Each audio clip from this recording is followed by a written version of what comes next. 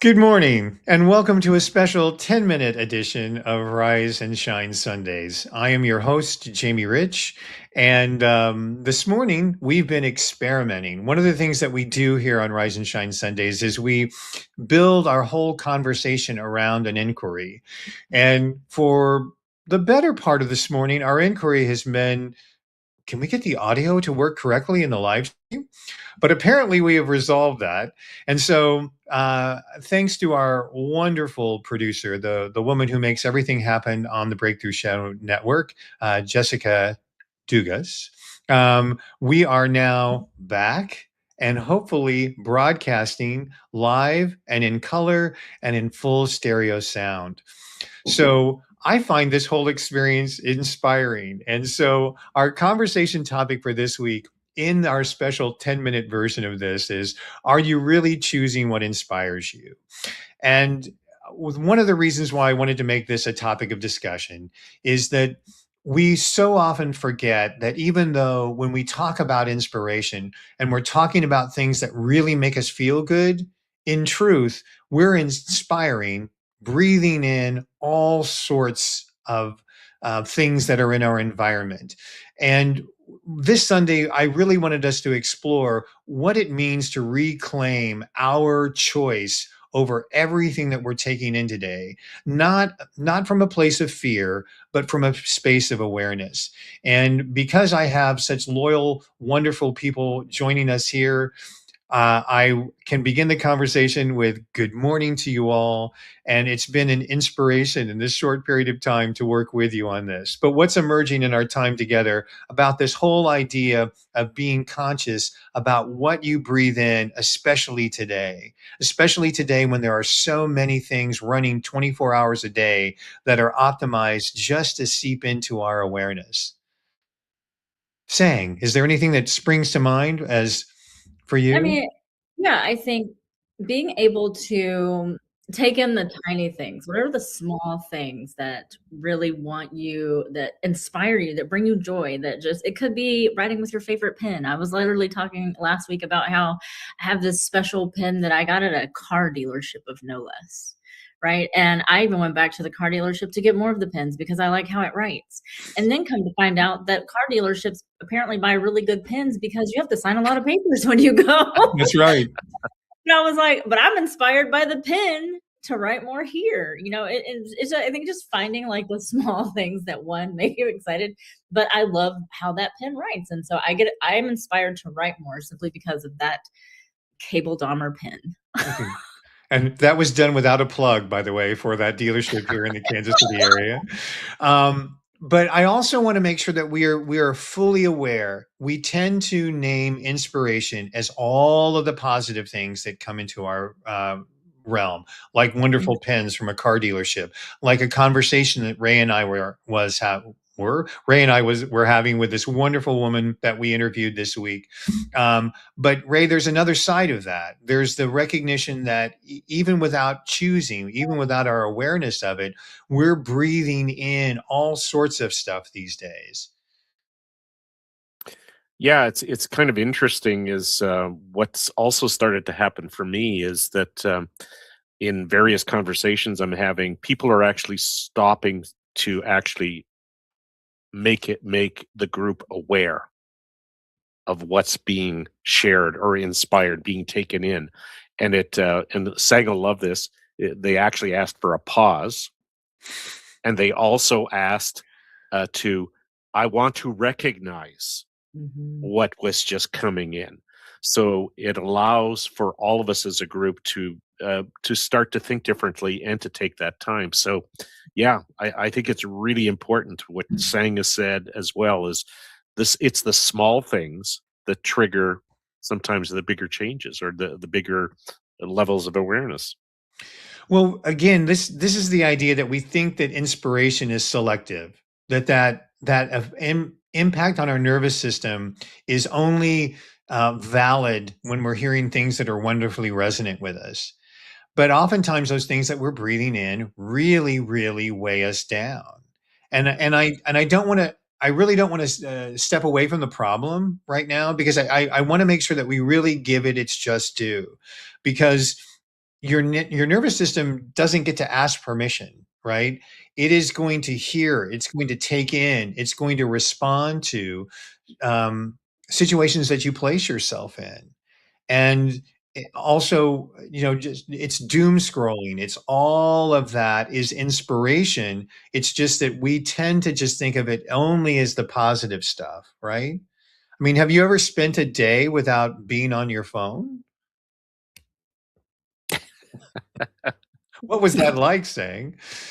You know, it actually disturbed other people more, Did it? right?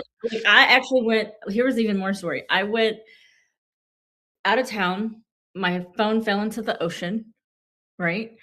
And I was like, "Huh." But everybody around me was like, "Are you gonna get a new phone? Are you gonna take it to the store? You gotta get a new phone." I was like, "Dude, I'm fine. Like, I will just email whoever I need to email from my computer." But like, everyone else was so concerned that I didn't have my phone, but I was fine. And I've even left my phone at home, and I'm like, I go, "Oh man, I forgot my phone." They're like, "You want to go back and get it?" I was like, "I'm good. It's fine." Like, I don't need that attachment. And and I get it. It's not like I'm carrying around my house phone with me, right? But I'm with you. just being disconnected, and there's that level of panic, I'm sure. And as a matter of fact, I even asked my son the other day if he could remember, if he knew people's phone numbers by heart, if he needed to do that, right? Right. So like, but anyway, but being without my phone is great. Like, Well, it's and the reason why I use the phone as an example is that I don't think people are aware of the magnitude of what they scroll through. If you're just joining us this Sunday on Rise and Shine Sundays, we're talking about, are you really choosing what inspires you? And with us in the roundtable, we're discussing this topic. You're also welcomed if you'd like to join us in our studio for this very, very abbreviated version of our broadcast. You can join us in studio at rsslive.org, and we will welcome you into the conversation. We are seeing some of your comments on YouTube as well. But I want to go back to that. It isn't the specific of the phone, but it's the idea of how much, the time that you spend on the phone actually impacts your consciousness, right? All that stuff that you're going through. And the reason why I was thinking, if you take people's phones away from them, their nervous system still isn't attuned anymore to what's going on around them. Do you notice that sometimes, Ray? Yeah, I'm not a big phone. People are much like what Sang was sharing. Is I don't actually carry the phone with me everywhere. I'll put it down somewhere so that I am able to be in a real live environment. And they said, "Well, why didn't you get my text?" And I said, "Well, did I need to get it right away?" So when I want to check, so I'm selectively sort of looking at what environments I want to be um, influenced by. Gotcha, gotcha. And I think that that's that selectivity that we're really talking about. I have had to be really, one thing that I can say, I know that Jessica is listening to this, but I sometimes think that one of the things that we have to be responsible for is programming our day, almost thinking of our life as a network, right? What is it that I want to breathe in today? There was a very famous quote. I think Tony Robbins was credited with it. But if you're not programming your mind, somebody else is. And where I want to take this at this particular point is recognizing that in your day, if you're not programming your day, if you're not, the the algorithm's presence in our lives cannot be understated, and especially with a lot of people using AI and doing all sorts of things where they're spending their time in the aura, if I can use a woo-woo word, of things that they're not necessarily consciously choosing. There's a big impact, right, in terms of what's coming at us that we're not consciously choosing. I mean, I see you nodding, saying, is there something that in response to that?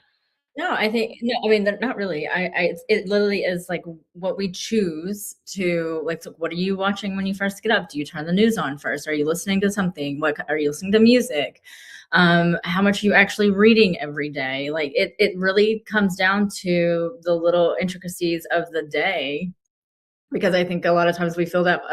I personally try not to. I know a lot of people do fill the void, and I always invite people to like move their social media things and around on their phone and see how many times they automatically go to a certain tab or a certain app out of habit and not saying, let me go get on LinkedIn versus I just swipe and go, all of a sudden, next thing you know, I'm scrolling Facebook for 5 minutes, Yeah.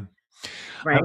I watched a video this past week that was really talking about how that routine you set up your morning really impacts your nervous system. Because some people go right to their phone, right? And they're inspiring. In other words, we're wanting to go back to the pureness of that word, is it's everything that you breathe in, not just the positive stuff. But if you can bring an awareness to what you choose to bring in, you you'll really be helping out your nervous system in the long run, right? um, and again, that's the whole idea of not just recognizing it's not just the attitude that you set, but it's also recognizing that the spaces that you choose to enter online, especially because so much is coming at you without your permission. Fair enough, Ray? Oh yeah, like in some ways, when you said what you just said, shared again, saying was the interesting aspect of we go to default. I go look at my phone first instead of saying, well, what other choices or what am I consciously choosing? When you go into behavioral default, it's basically the phone is going to dominate and control your behavioral system for that choice because you immediately went to it instead of consciously saying maybe I should be doing something else, maybe I shouldn't start with LinkedIn, start with something else. And the minute you change the order, apparently the brain starts to react because you break out a default. Yeah. Like I said this morning, we're doing a special abbreviated version of Rise and Shine Sundays. And this particular topic that we were talking about this weekend is about what you choose to breathe in, what you choose to let inspire you. So we're going to have to go into our invitation for people to consider, because one of the things that I want to help people actually consider doing is I'd like to inspire you to consider joining us next Sunday here in our studio with us as we have a conversation. I can't wait to tell you what the topic is going to be next week, because one of the things that we do here is we speak to what's emerging in the moment around a topic. But I'd like for you to kind of put your on your calendar to join us and to actually come in and be inspirational to us by joining us at RSS Live. We'd love to have you in the room with us as we're working through this.